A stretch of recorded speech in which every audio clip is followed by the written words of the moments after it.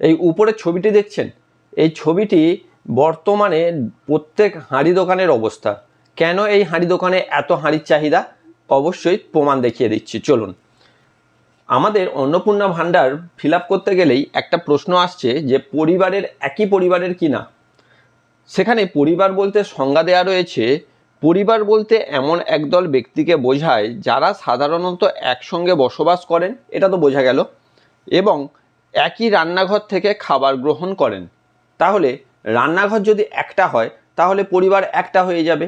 ফলে এই যে অন্নপূর্ণা ভাণ্ডারে অ্যাপ্লিকেশান করা হচ্ছে, সেক্ষেত্রে কিন্তু একটাই অ্যাপ্লিকেশান হবে একটা পরিবারের জন্য।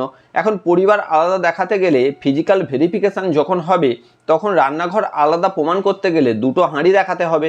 তো তার জন্যই এই হাঁড়ি দোকানে এত ভিড় হচ্ছে। ফলে এই প্রকল্পে শুধু জেরক্স দোকান বা অনলাইন ফর্ম ফিল আপ দোকানদারদের লাভ হচ্ছে তা নয়, তার সাথে সাথে হাঁড়ি দোকানদারদেরও বেশ ভালোই লাভ হচ্ছে।